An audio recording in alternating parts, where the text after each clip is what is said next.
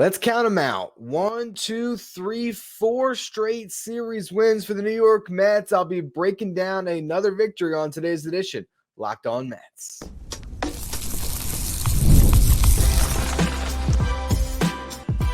You are Locked On Mets, your daily New York Mets podcast. Part of the Locked On Podcast Network, your team every day.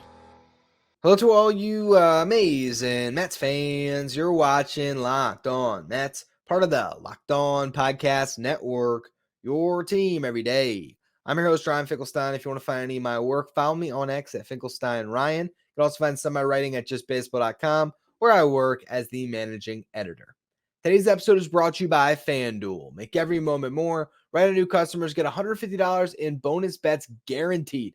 It's $150 win or lose. Just visit FanDuel.com/lockedon to get started.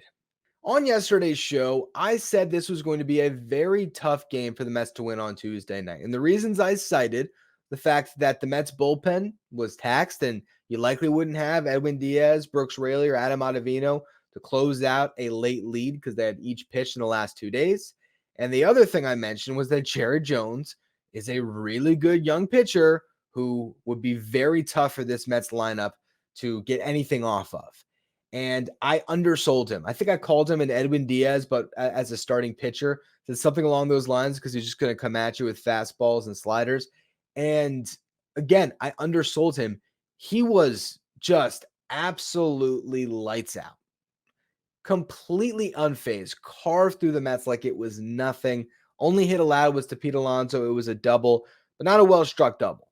And he just overpowered this lineup. He struck out 7 in those 5 innings, did not walk a batter. He threw 59 pitches to get through 5, threw 50 strikes, only 9 balls in 5 innings pitched. Let me say that again, 9 balls in 5 innings pitched. That means he was averaging less than 2 balls thrown in 5 innings. It's insane.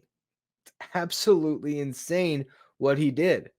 Luckily for the Mets, Jared Jones on an innings limit. Now, I've been monitoring Jones a lot going into this series. If you remember earlier on in the week, I was wondering if they were going to give Jones an extra day, go to like a bullpen game so that he could pitch on 5 days rest. This was the first time this year that Jared Jones was pitching on regular rest on a 5th day. And so it was predetermined going in, not that we knew this, that he would only get 5 innings. I wish teams, and look, I'm glad it worked out for the Mets, but just an overarching point when it comes to innings limits, I wish there was a way that it wasn't just so set to one number, because you got to look at the way Jared Jones pitched and think he could have given them 2 more innings and still probably could have kept his pitch count under 90. And he's been around there throughout the season. I get it. Usually 5 days rest, but it's crazy to think that a guy could be that dominant in the game and there's no out for a team. Like, it's just set in stone. Now, after the game, Jared Jones says, quote, "It was predetermined that I was going to go 5 innings today, no matter what happened. Do you want to see me down the road or do you want to see me get shut down? That's what I think of it." So it really is just a state of the game type situation here where guys like this who, through last year, I think it was 126 and a third innings pitched. Maybe he only has 160 innings in the tank this year. So teams got to be creative how they manage it. We saw the Marlins just recently demote their best pitcher so far this year, Max Meyer, because they're going to put him on 3 innings once a week for a while to manage his workload. So it's just one of those things. For all of us clamoring for Christian Scott, that's something that the Mets might run into if they called him up. Would he be on an innings limit, a pitch count? And instead, if you have a veteran like Adrian Hauser, at least there's not that restraint on him. So the Mets end up being really fortunate in this situation because when the bullpen gets called in the 6th inning, after watching the way Jones had pitched, it was a huge blessing. The Mets don't win this game, I don't think, if Jones has no limits, because he might have gone complete game shutout in under 100 pitches, honestly, with the way he was throwing. So the Mets caught a huge break, but credit to them for putting themselves in a position to be able to capitalize. And Jose Quintana did a great job battling Jared Jones. 5 innings pitched, only allowed 1. He scattered 4 hits and 3 walks across those 5 innings, but always got the big out when he needed, the double play ball here and there, getting the big strikeout when needed. Just quality pitching. I have loved Jose Quintana ever since he came into a Mets uniform. We saw him for the first time the second half last year because he competes. He goes out there and he gives you a chance. Now, with that said, he's miscast as the Mets ace right now, and that's why they need other guys to step up, because you look at what he's done now through 4 turns in the rotation, it's been really good. He's got a 3.05 ERA and 20 2/3 innings pitched. But you look at each individual outing. Against the Brewers on opening day, 4 2/3, 2 earned runs. Against Cincinnati, 5 2/3, 1 earned run. Against the Braves, 5 1/3, 3 earned runs. And then today, 5 innings pitched, 1 earned. He has yet to make it through 6 innings in any of his starts and hasn't even gotten close to 7. He's going to eat up some pitches, and he might throw 110, but that doesn't mean he's going to get you through 7 innings much. He's a guy that can keep you in the game through 5 or 6, and honestly, that's perfectly fine. It's just why the Mets need some more frontline starting at some point this year. Hopefully, Kodai Senga can make a return. But hey, this was a positive day. Quintana keeps the Mets in it. Then Reed Garrett was ridiculous, and we'll talk about Garrett and the Mets bullpen a little bit more in the next segment. But Garrett, 2 strong innings with 6 strikeouts, which you hardly ever see from a reliever, particularly a guy who was originally coming up to be a long man who pitches in garbage time for the Mets. And all of a sudden, he is working himself into a leverage role. So that's been amazing to see. And the 7th inning, the Mets finally broke through. Starling Marte grounded out to start that inning. Francisco Lindor drew a walk. Pete Alonso gets a hit to put runners at the corners. And then Joey Wendell came up. And the reason why he came up is because Brett Baty left with hamstring tightness. I'll talk about that a little bit more in the final segment today. But when Wendell came up in that spot, a guy that wasn't supposed to be in the game, I don't know about you, but I personally had this feeling in my gut. I'm like, Wendell's going to come through here. And that tells you something, because everyone who's been listening to the show for a while knows that I hate the Joey Wendell signing, and I don't think he's a good hitter. But you just got a sense in that moment, because of the circumstances and the way this team's playing, where it's just good vibes right now and they're rolling, that guy in that situation who wasn't supposed to be there is going to find a way to come through. And he did. Gets a slider that got too much plate, hits it to the opposite field for a double that scored Lindor. Alonso was held up at third base. He would later score on a balk, which we could get into. It was a weird call by the umpire, but the bottom line was it ended up being a moot point anyway, because Jeff McNeil later in the inning, he doubled as well to score Wendell. And the Mets had their 3 runs, and that's all they needed from the offense. It wasn't a great offensive night altogether, but they did just enough. They hung one crooked number. That's all they needed. And then they went to Jorge Lopez in the 8th inning. He was good tonight. Perfect inning with the strikeout. Drew Smith gets a couple of strikeouts and a save situation for another perfect inning. Gets his first save of the season, 4th of his career, I believe. And the New York Mets have now won 4 consecutive series. And what is it now? 3 games in a row, right? It wasn't. They took each end of the series against the Royals. So yeah, 3 in a row. Have a chance to make it 4 and get their first series sweep of the year. And I do think the way that game is lining up, it is in the Mets' favor, with Severino on the mound, with a lefty on the mound for the Pirates, and the Mets have been crushing lefties this year. So there's a chance here that we can be looking at a Mets team going on their West Coast trip that's a couple games over 500 and feeling great about themselves. But just overall, the vibes for this club have been immaculate right now. It just doesn't get any better. You got the rally pimp in the stands. He's creating a persona for himself, getting a lot of followers, and a whole narrative around the fact that he was there for that first Mets win. And every time he's in the ballpark, the Mets are winning games, and they're having these late rallies and coming back. It's been a really fun ride lately. But none of it would be possible without this Mets bullpen that has been so good, particularly Reed Garrett tonight. I want to talk about Garrett and the bullpen as a whole in the next segment. First, though, today's episode is brought to you by Prize Picks. Prize Picks is America's #1 fantasy sports app with more than 3 million members. It is the easiest and most exciting way to get in on the action while you watch your favorite sports and players. You just pick more or less than on 2 or more player stats and watch the winnings roll in. And now that the regular season is underway, don't miss your chance to add your favorite players from the diamond into your Prize Picks entries, whether it's strikeouts, RBIs, first inning runs. You take your pick on more or less than and add them to your Prize Picks entry. And also, you can combine multiple sports. So now you've got the play-in tournament happening in the NBA. You can go in, and you can pick, let's say, Jimmy Butler's points, pick more there, and maybe take more on Pete Alonso's RBIs. Combine those, you can win big tonight. Quick withdrawals, easy gameplay, and an enormous selection of players are what makes Prize Picks the #1 fantasy sports app. Prize Picks also offers weekly promotions and special offers for the biggest moments in sports. Download the Prize Picks app today. Use the code LOCKEDONMLB for a first deposit match up to $100. Again, download the Prize Picks app today. Use the code LOCKEDONMLB for a first deposit match up to $100.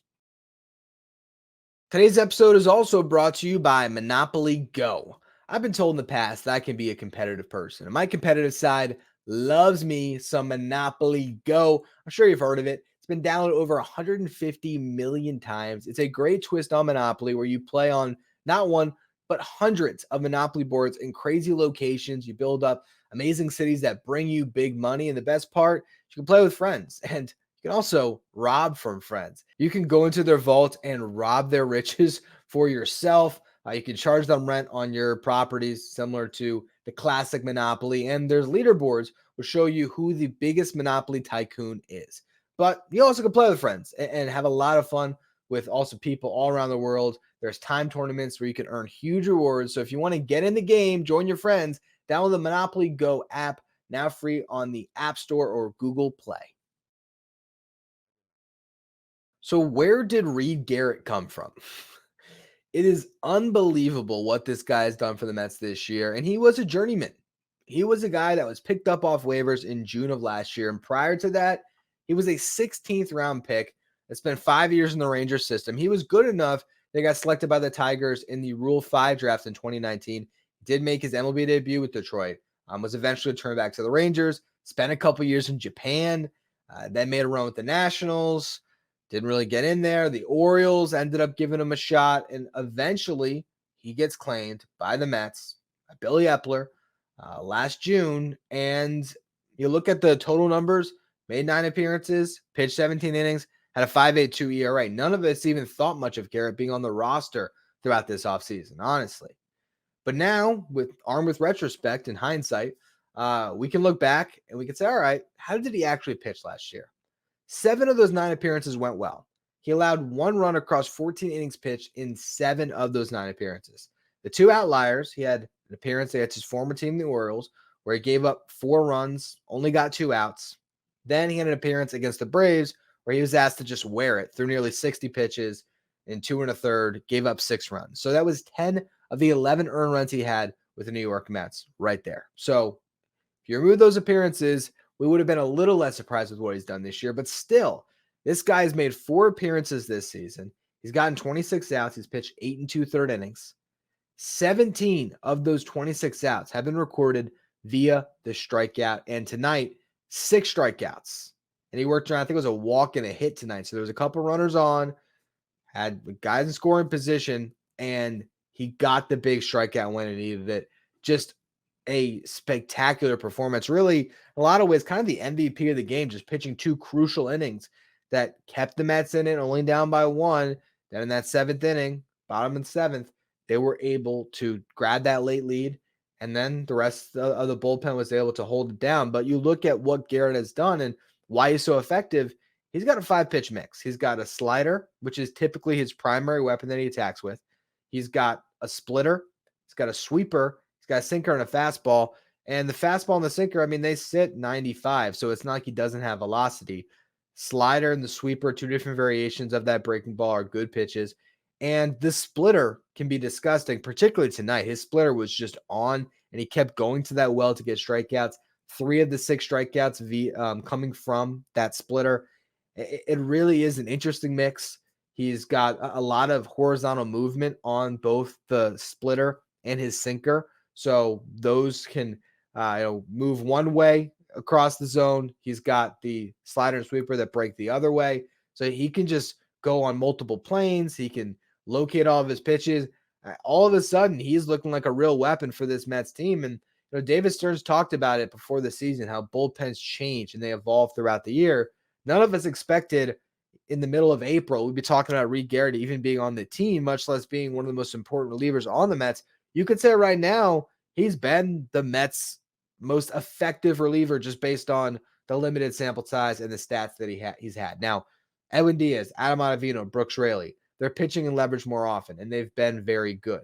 I'm not saying that Garrett is all of a sudden better than Edwin Diaz. I'm not that out of my mind to make that type of a declaration. But what he now gives the Mets is this multi-inning reliever that's very effective. He's striking out over half the batters he's faced so far this year, about 55%. And he gives them this interesting bridge guy that can either you have a starter that kept you in the game and you've already gone through 5 innings like Quintana did. Well, now having to cover 4 innings of relief with a short bullpen would have been daunting. They went right to Garrett. He got them to the 8th. And then it was only 6 outs they needed. So it's a really good weapon to have, sort of staggering him with the other guys, with the Diaz, Raley, Ottavino trio that is so good in these close games that can go 7, 8, 9. Well, now you stagger Garrett in there, and he could be a really effective piece for them. Now you look at this bullpen. They got those 3 with Diaz, Raley, Ottavino. You absolutely trust in leverage. Garrett, you trust in leverage right now. He's pitching so well. You got Drew Smith and Jorge Lopez, where you don't necessarily trust them to the same degree as some of these other guys because they've had some bad outings this year, although the numbers wouldn't suggest it. But we've seen it. There's been some outings where, that save that Jorge Lopez got against, what was it, against the Braves? All the games are blending to me. That 8-7 game where he just got kind of fortunate. I think it was against the Braves. Now I'm thinking that's that first game of that series. Where the Mets, Tyrone Taylor makes that catch and they're just luckily able to hold on.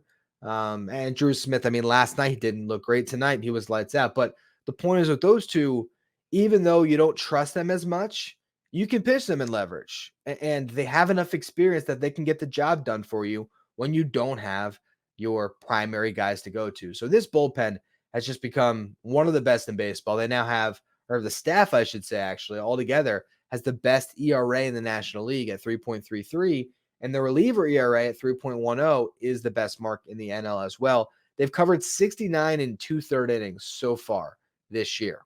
That is second most behind only the Guardians among teams who have played just 17 games. You have the Dodgers and the Padres who lead the league, but they had those Soul Series games where they had some starters piggybacking and they have extra games that they've played already. So you kind of look at them, throw them out. The Rays, Astros, Marlins, and Red Sox all have played one more game than the Mets. But look at their bullpen ERA. For the Rays, 6.27. That's uncharacteristic. For the Astros, 5.72. That's uncharacteristic. The Marlins, 5.89. Par for the course with how they're playing this year. And the Red Sox, 4.11. You compare those teams to the Mets, and really, there's only a few that match the level of workload and effectiveness. That's the Guardians, who probably have the best bullpen in baseball. The Yankees and the Athletics, only teams that are around a similar workload as the Mets and have been as effective. All those teams in the American League have a better ERA out of their bullpen. But right now, you can make an argument the Mets have the best bullpen in the National League, and it has been a huge, huge reason for them winning some of these tight games. They can be counted on, and that is refreshing after last year where it was anything but that from the Mets bullpen. Maybe they'll have one more close game to close out. I want to talk about Brett Baty's injury, what the Mets have going into this final game of the series against the Pirates, and also an update on J.D. Martinez's situation. So we will get to all of that in just a minute. First, though, today's episode is brought to you by FanDuel. It's playoff time in the NBA and NHL, and baseball's in full swing. FanDuel is your place to bet on every game. And right now, new customers are going to get $150 in bonus bets guaranteed. It's $150, win or lose.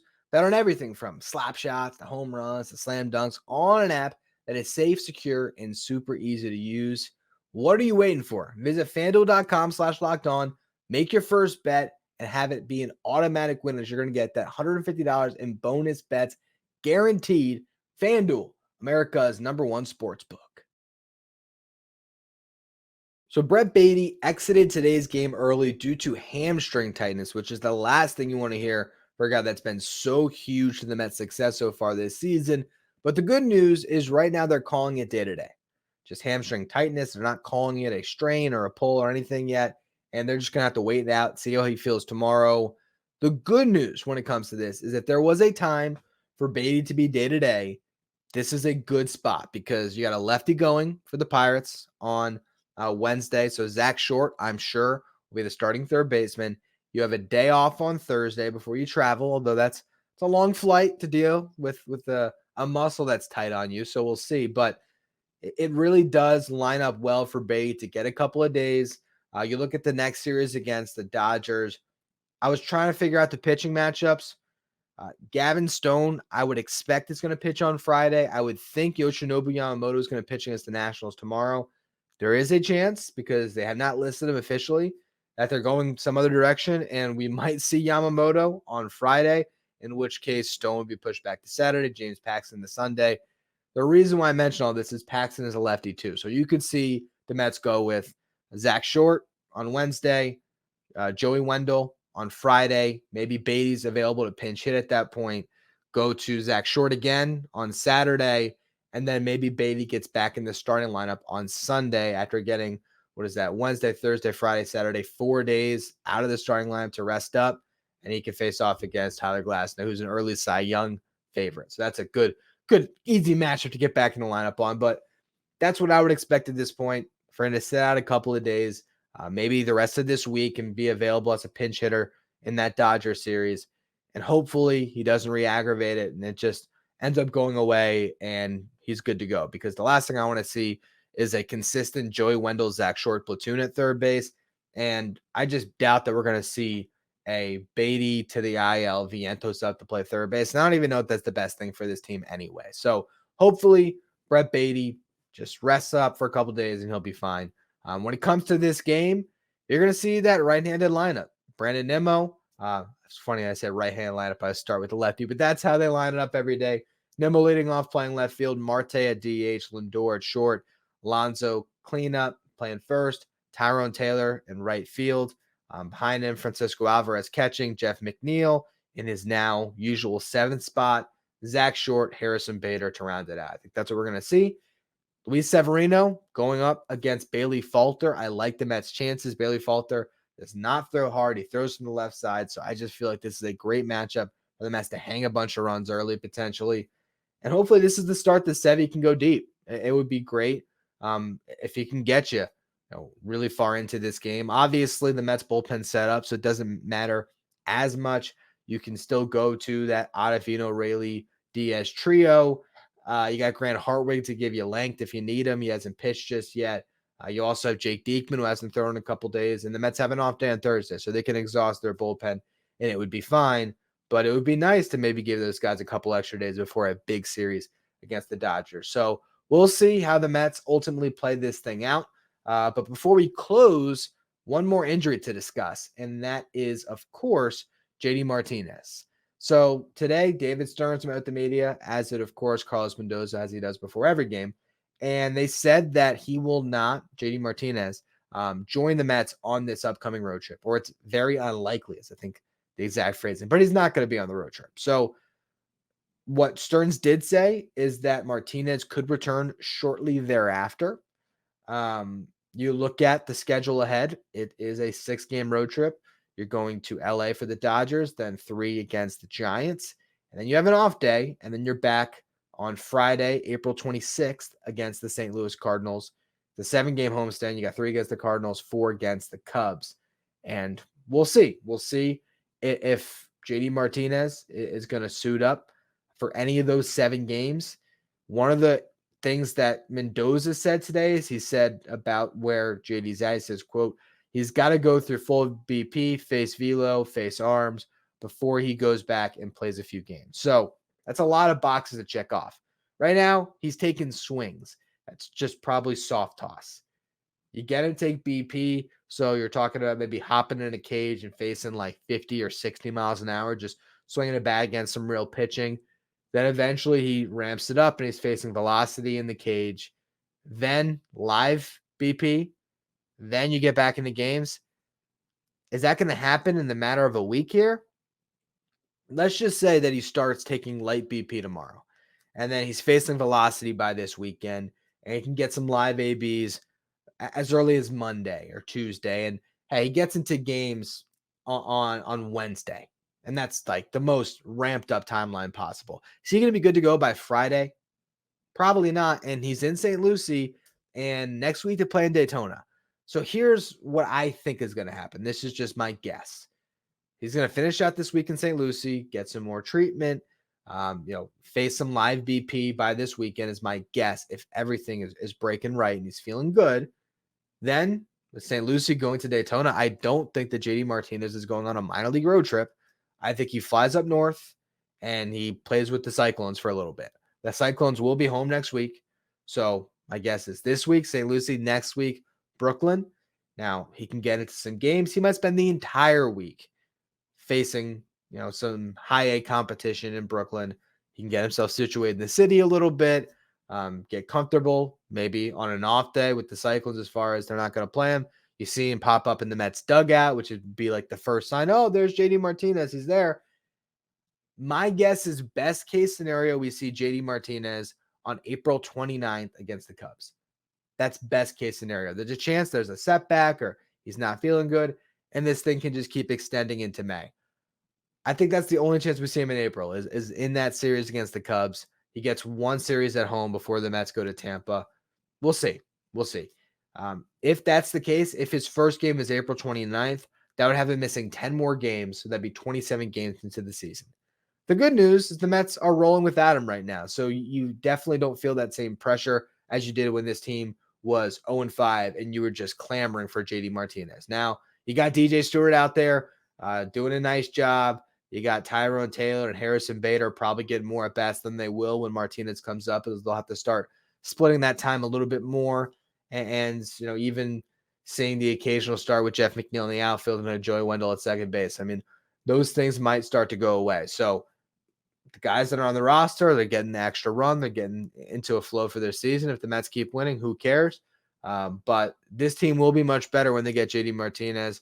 I think the good news is at this point, the expectation can be that we see him for most of May. So that would be, at this point, I think, best case scenario. Worst case scenario is we get a Jed Lowry situation going on, and we just are wondering when this guy is going to show up, and it takes longer and longer and longer. But let's not try to speak that into existence. Let's knock on some wood here and close out the show. I appreciate all of you who tuned in today.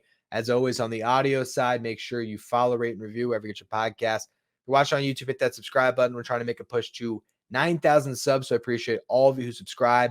On tomorrow's show, we'll be recapping the final game of this Pirates series, previewing what lies ahead against the Dodgers as well, because I want to focus on some prospect stuff to close out the week here. So make sure, like I said, you're following, you're subscribing. You want to follow me on social, you can do so at Finkelstein Ryan. Follow the show at Locked On Mets. If you want to be a Locked On Mets insider, part of our texting service, you can find a link in the episode description or go to subtext.com/LockedOnMets. Thank you for making Locked On Mets your first listen every day, your first watch. Now, for your second watch, head over to YouTube for the first ever 24/7 streaming channel that covers everything in the world of sports. I'm talking, of course, about Locked On Sports Today with our local experts from each team and our league-wide experts from each league. By Locked On Sports Today, streaming 24/7 on YouTube.